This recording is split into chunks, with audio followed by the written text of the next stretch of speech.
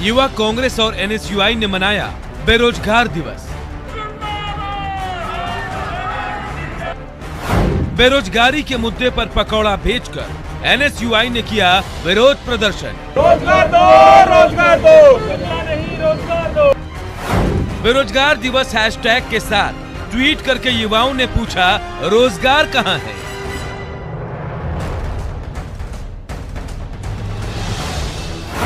युवा बेरोजगार, नौकरी, परीक्षा और रुकी हुई भर्तियों को लेकर हमलावर।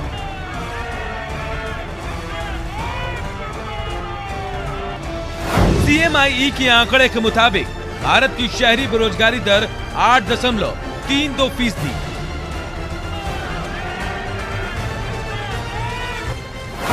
CMIE के मुताबिक बेरोजगारी वाले शीर्ष 5 राज्यों में राजस्थान तीसरे स्थान पर।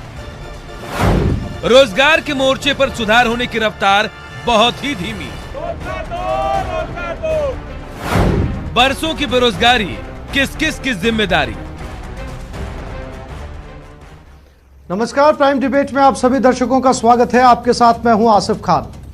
बेरोजगारी लगातार बढ़ती जा रही है। इस मुद्दे को एक तरफ युवा कांग्रेस और एनएसयूआई ने बेरोजगार दिवस मनाकर केंद्र सरकार के खिलाफ हल्ला बोला, तो दूसरी तरफ प्रदेश में अलग अलग मांगों को लेकर युवा बेरोजगारों ने प्रदर्शन किया। ऐसे में सवाल यह उठता है कि बरसों की बेरोजगारी के लिए कौन कौन जिम्मेदार है। सवाल यह भी है कि क्या सरकार भरोसे ही बेरोजगारी दूर होगी? इस पर चर्चा करेंगे। चर्चा करने के लिए हमारे साथ पूरा गेस्ट पैनल तैयार है, लेकिन चर्चा शुरू करने से पहले प्राइम सवाल। सबसे पहला सवाल, बेरोजगारी के लिए आखिर जिम्मेदार कौन है? बेरोजगारी की समस्या का हल क्या है?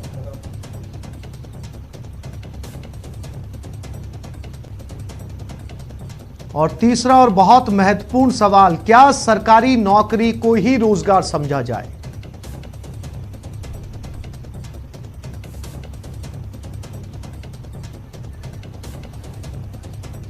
तो आज इस बेरोजगार दिवस को मनाया गया एनएसयूआई की तरफ से, और तमाम नौकरियों के बैनर भी वहां पर चस्पा थे। लेकिन अब सवाल यह उठता है, जब चर्चा छिड़ी है, तो क्या सारी नौकरियां केंद्र सरकार के हिस्से में है? क्या उन नौकरियों को दे दिया गया है जो राज्य सरकार के अंतर्गत आती हैं? इसी को लेकर आज चर्चा करेंगे। हमारे साथ पूरा गेस्ट पैनल इस समय तैयार है। उपेंद्र यादव है, संरक्षक, राजस्थान बेरोजगार एकीकृत महासंघ के। अभिषेक चौधरी, प्रदेश अध्यक्ष हैं एनएसयूआई के।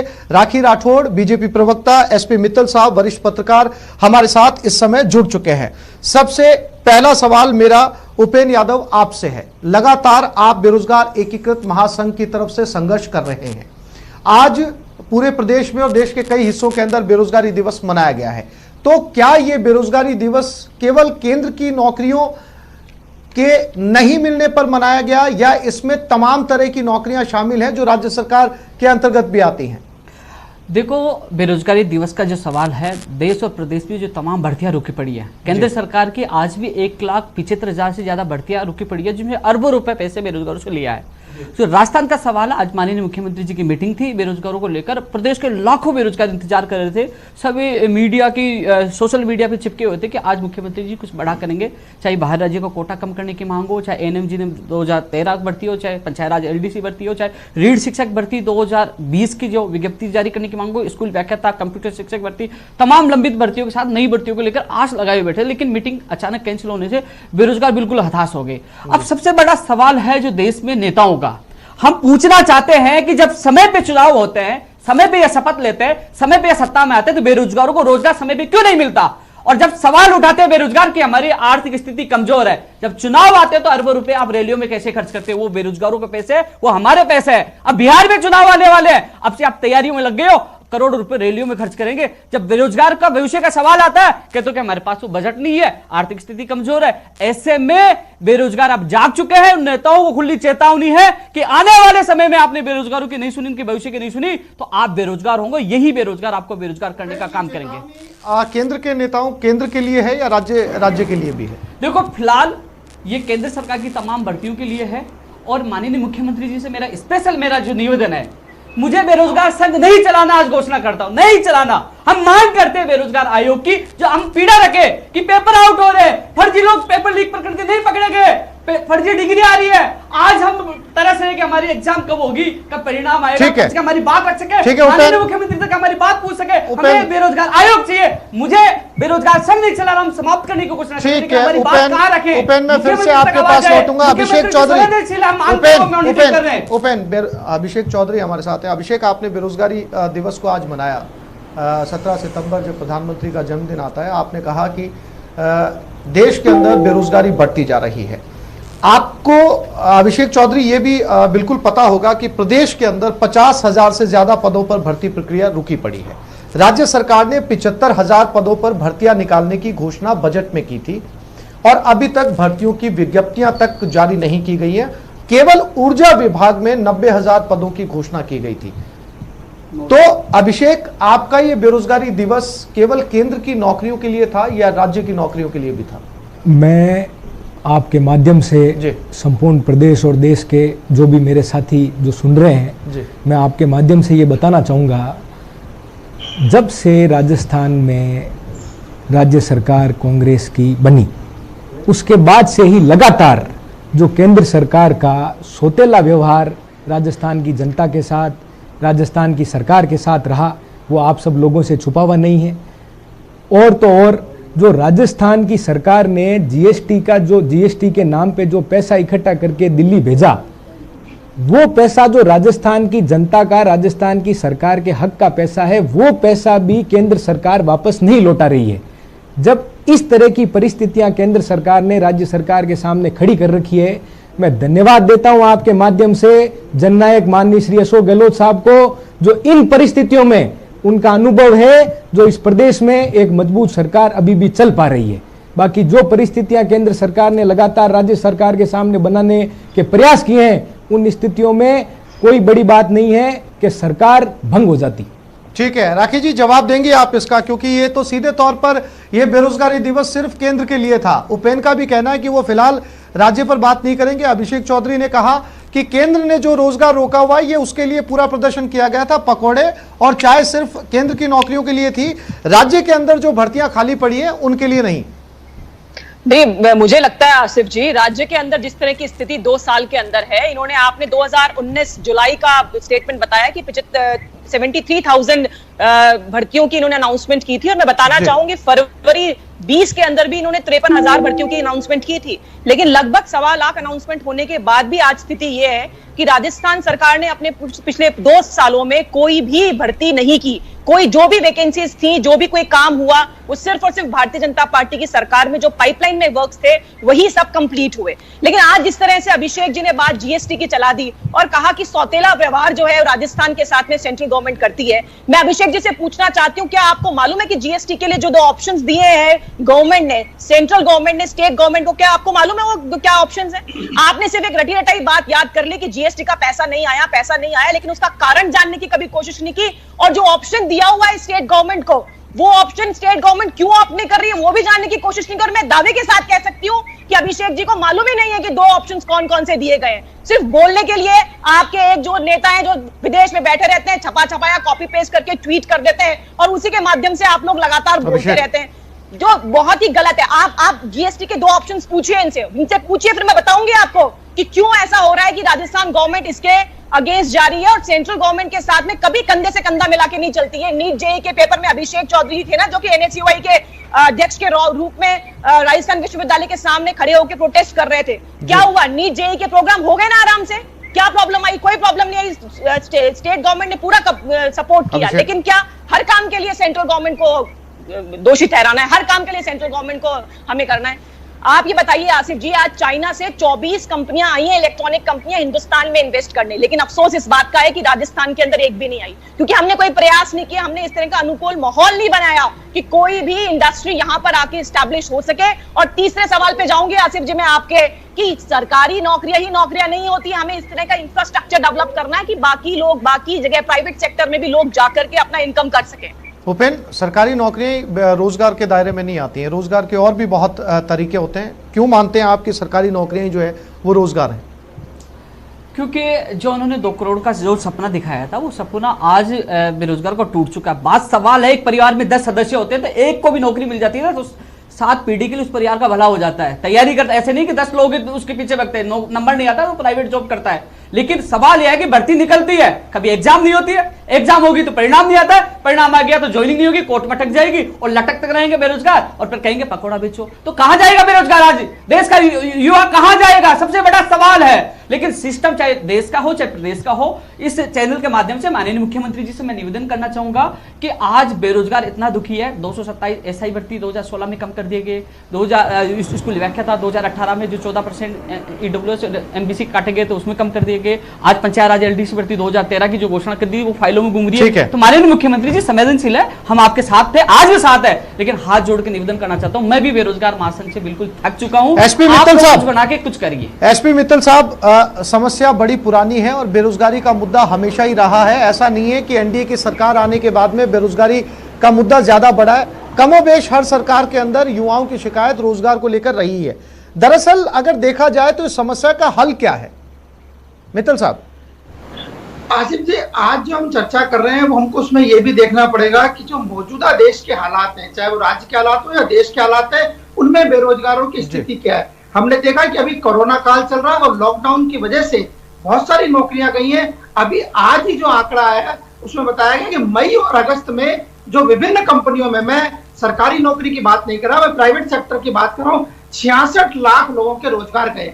अब सवाल उठता है कि ये रोजगार है कौन से। हमने अभी देखा कि कोरोना काल में पूरा लॉकडाउन था, चाहे वो टूरिज्म का हो, चाहे वो शिक्षा का हो और या दूसरे क्षेत्रों, उन सब के अंदर बेरोजगारी हुई है। उन सब के अंदर जो लोग काम करते थे वो उन सबको बेरोजगारी का सामना करना पड़ा। सवाल ये है कि आज हम जो चर्चा कर रहे हैं वो मौजूदा कोरोना काल में कर रहे हैं और पिछले 3-4 महीने में जो लॉकडाउन की स्थिति आई उसके संदर्भ में कर रहे हैं।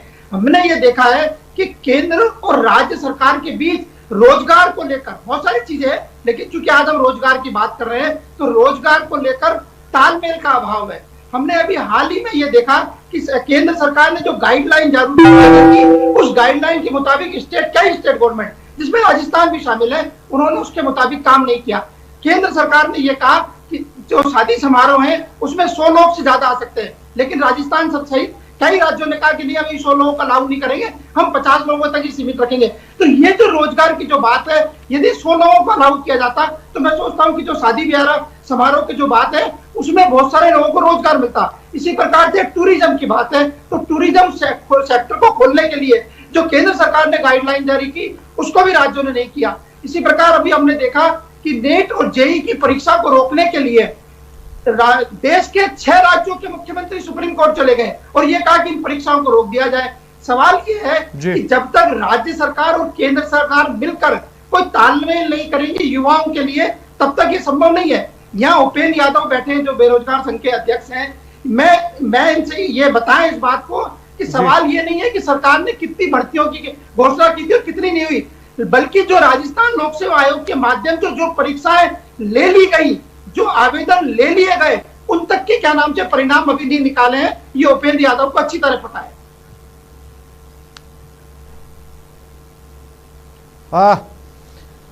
अभिषेक, बार बार सवाल घूमकर ये आता है और मैंने आपको राजस्थान के अंदर कितनी रिक्तियां वो भी बताई। मैं 2016 के रिट की भी बात करूं तो 927 भर्तियां होनी थी, उसमें अब तक ये स्थिति है कि 56 ही जो है वो भर्तियां की गई हैं। उपेंद्र इस बात को समझते हैं। तो सवाल अभिषेक ये है कि इतना सेलेक्टिव क्यों हुआ जाए? जब रोजगार की बात की जाए तो समग्र तौर पर की जाए या फिर जो है वो यहां जो राजस्थान के अंदर जितने भी पद खाली हैं, जितने वादे किए गए थे या चुनावी घोषणा पत्र के अंदर जो कुछ कहा गया था, अगर उसे छोड़ भी दिया जाए तो जो नियमित भर्तियां होनी थी वहां पर भी जो है वो रिजल्ट बहुत ज्यादा देखेंगे तो सकारात्मक नहीं है। तो अभिषेक, ये तो सुविधा के लिहाज से प्रदर्शन हो गया, विरोध हो गया। पहले तो मैं एक सवाल जो काफ़ी देर से मेरे जवाब का इंतज़ार कर रहा था, उस सवाल का मैं जवाब दूंगा। महोदया ने पूछा नीट और जीएसटी की बात की, तो मैं महोदया को बताना चाहूँगा कि नीट और जेईई के जो एग्ज़ाम अभी हुए हैं, थोड़ा सा आप अच्छे पढ़े लिखे व्यक्ति हैं, कंप्यूटर जब गूगल आप चलाएंगे तो आपको पता चलेगा कि देश में ऐसे कई सेंटर हैं जहाँ पे 90% विद्यार्थी अनुपस्थित रहे। और अब आई जीएसटी की बात, तो जब से आपके माननीय श्री मोदी जी ने ये जीएसटी बनाई है, क्या ऑप्शन दिया है सेंट्रल गवर्नमेंट जब से आपके माननीय श्री मोदी जी ने ये जीएसटी बनाई है, तब से ये हकीकत में चीज क्या है ये उनके अलावा इस देश में दूसरा कोई व्यक्ति नहीं जानता। उन्हें पता है कि ये वास्तव में जीएसटी है क्या। और फिर रही जीएसटी भरने नहीं भरने की बात, लेकिन बस बोले जाना है तो महोदया आप नेता के साथ साथ बड़े व्यापारी हैं, आपने जीएसटियां भरी है इसलिए आपको ज्यादा नॉलेज है। हम तो किसान के बेटे हैं।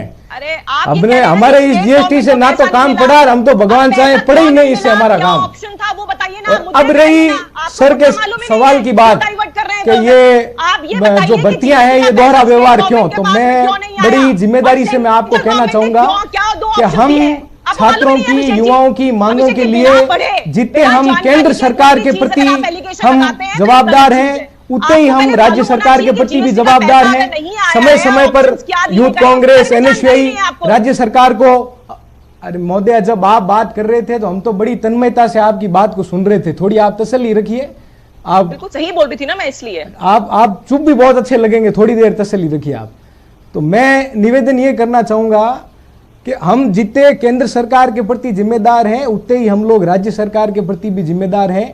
समय समय पर एनएसयूआई यूथ कांग्रेस ये मांग उठाती रहती है, जहां कहीं भी हमें जरूरत लगती है जब हम उठाते हैं मांग।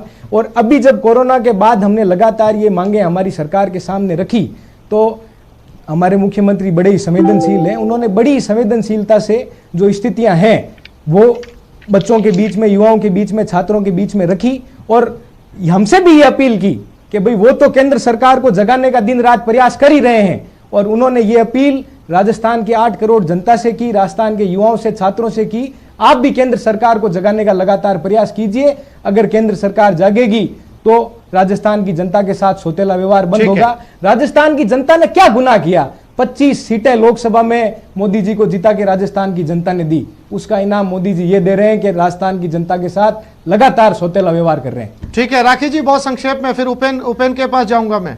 देखिए आसिफ जी, जिस बेसिस पे अभिषेक जी बात कर रहे हैं, इन्होंने कहा नीट जेई के लिए 90% लोग नहीं आए। मैं पूछना चाहती हूँ कौन सा ऐसा सेंटर था जहां पे 90% लोगों बच्चे नहीं पहुंच पाए? ऐसा कोई सेंटर नहीं है। मैं दावे के साथ इस बात को कह सकती हूँ। जहां तक जीएसटी का सवाल है, स्टेट गवर्नमेंट के पास ऑप्शन है, वहां से ऑप्शन लेके कर ले। लेकिन प्रॉब्लम क्या है, देखिए स्टेट गवर्नमेंट के पास इतना भी पैसा नहीं है, इतना फाइनेंशियल मैनेजमेंट नहीं है कि अपने कर्मचारियों को पैसा दे सके। तो ये स्थिति मुझे लगता है आगे चल के और खराब होने वाली है, क्योंकि पिछले 1.25 साल में सरकार को अपने आप को बचाने के अलावा कोई काम नहीं किया। मैडम, सांसदों के भी सैलरी में 30% कटौती हुई है। सैलरीज की कटौती हुई है तो पैसा नहीं है देने के लिए एक्चुअली स्टेट गवर्नमेंट के पास। तो वो तो क्या कोरोना मैनेजमेंट के लिए सेंट्रल गवर्नमेंट ने यूज किया है, लेकिन यहाँ पे एक्चुअली फाइनेंशियल कंडीशन ये है कि इनके पास पैसा नहीं है कर्मचारी को दे। चाहे आप नगर निगम देख लें, चाहे सेक्रेटरीट में कोई भी डिपार्टमेंट देख लें, वहां पे कहीं पे भी पैसा नहीं है, क्योंकि फाइनेंशियल मैनेजमेंट प्रॉपर नहीं हुआ। जैसे मैंने पहले भी कहा, इंडस्ट्री को लाने के लिए अपन को कुछ प्रयास करने पड़ते हैं, कुछ कोशिश करनी पड़ती है जिससे इंडस्ट्रीज अपने स्टेट में आए और उनको कुछ सुविधाएं दी जाए, लेकिन ऐसा कोई प्रयास यहाँ पर किया नहीं गया।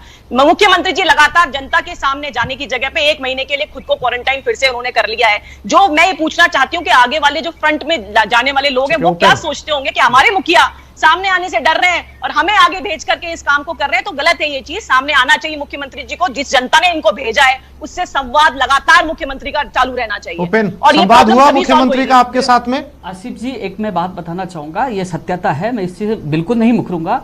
हरियाणा, मध्य प्रदेश, महाराष्ट्र, कई राज्यों में 2 साल भर के लिए भर्तियों पर प्रतिबंध लगा दिया। हमारे राजस्थान में मुख्यमंत्री जी ने मॉनिटरिंग भी किया और 25 से 30 हजार लोगों को कोरोना काल में ज्वाइनिंग देने का काम किया। मैं धन्यवाद देना चाहूंगा मुख्यमंत्री को। ज्वाइनिंग दी है मैडम, ज्वाइनिंग दी है एलडीसी 2018, सेकंड ग्रेड के 9322, 12000 एलडीसी के, 323 आरपीसी एलडीसी के। इसके अलावा प्रयोगशाला सहायक 1200 पद है और खर्च प्रयोगशाला 1896। मुझे आंकड़े याद है। मैं मुख्यमंत्री जी को इसलिए धन्यवाद दे रहा हूं, उन्होंने किया। लेकिन मेरा निवेदन है मुख्यमंत्री जी से भी कि जो बाहरी राज्यों कोटा समाप्त नहीं किया गया, क्योंकि यहाँ भर्ती आएंगी, चाहे रीट की आई, चाहे कंप्यूटर शिक्षा भर्ती, तो बाहरी राज्य वाले आएंगे तो वो कोटा समाप्त करें। आपने निर्देश दिए थे, लेकिन वो आदेश जारी नहीं है। हाथ जोड़ के निवेदन करूंगा आपसे, आप संवेदनशील हो। आज मीटिंग रखे थे, मित्तल साहब ने एक बात कही थी कि जो भर्तियों का परिणाम रुका है, हमने लगातार ज्ञापन दिए थे। आज मुख्यमंत्री जी की मीटिंग थी, बड़ी आशाएं थी, लाखों लोग इंतजार करते। मुख्यमंत्री जी आज अधिकारियों की मीटिंग लेकर इसका निस्तारण हो, लेकिन वो स्थगित हो गई। लेकिन एक सवाल और मैं कहना चाहता, आसिफ जी ने बताया था 927 जो रिट की 2016 रिट की बताई थी, उसमें 56 पद भरे गए थे। इसके अलावा उर्मिला कुमारी वाला केस अंग्रेजी का, उसमें 826 इसका संस्कृत विभाग की जो भर्ती है, ये तमाम भर्तियों में अधिकारी लापरवाही कर रहे हैं। वो जानबूझकर भर्तियों को उलझाते हैं और वो सरकार को गुमराह करते हैं। देखिए, पदों पर सुनो उपेन, हाईकोर्ट और सुप्रीम कोर्ट में नहीं जाना चाहिए। उपेन, देखिए राखी जी, अभिषेक जी, मैं आप दोनों से ही ये बात कहना चाहूंगा कि कोविड-19 काल आया, इसमें कोई संदेह नहीं है कि आर्थिक नुकसान ना केवल देश को, राज्य को, पूरी दुनिया को हुआ, बेरोजगारी भी इसके अंदर हुई।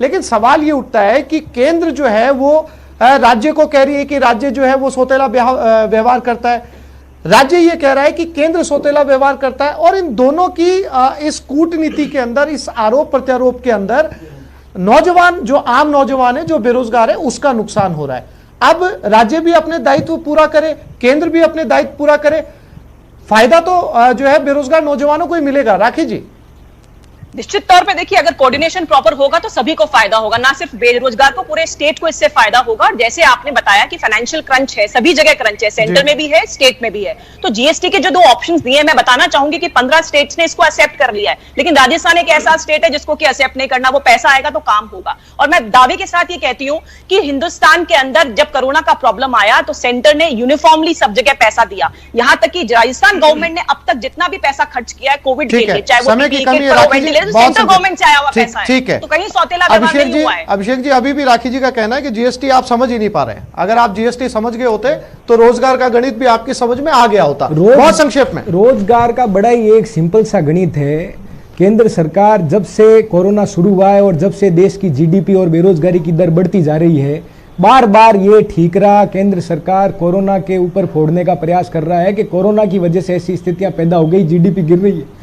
जबकि सच्चाई तो यह है कि इस देश में सबसे ज्यादा युवा आबादी है, सबसे ज्यादा man power, working man power इस देश में है, जिसका केंद्र सरकार सदुपयोग ही नहीं कर पा रही। ठीक है अभिषेक, 18 साल से 50 साल की उम्र के सबसे ज्यादा लोग हैं, उनका कंट्रीब्यूशन केंद्र सरकार ने देश की जीडीपी में 0 कर दिया। मित्तल साहब 10 सेकंड, क्योंकि समय की कमी है। मित्तल साहब, आखिर इस दर्द की दवा क्या है? क्योंकि केंद्र जो है वो राखी जी राजस्थान राज्य सरकार पर आरोप लगा रही है, और जो राज्य सरकार के नुमाइंदे हैं वो केंद्र पर आरोप लगा रहे हैं। इस मर्ज की दवा क्या है? बहुत 10 सेकंड। हाँ आसिफ भाई, आपने बिल्कुल अभी सही कहा कि केंद्र और राज्य में जब समन्वय होगा रोजगार को लेकर, तभी ये इस समस्या का समाधान हो सकता है। मुझे लगता है कि मौजूदा समय में केंद्र और राज्य सरकार के बीच तालमेल का अभाव। जी, बहुत धन्यवाद आप सभी मेहमानों का। केंद्र और अगर राज्य का समन्वय आपस में बैठता तो निसंदेह इस कोऑर्डिनेशन से बेरोजगार नौजवानों को बहुत फायदा पहुंचेगा। आप सभी मेहमान इस डिबेट में जुड़े, आप लोगों का बहुत बहुत शुक्रिया। नमस्कार।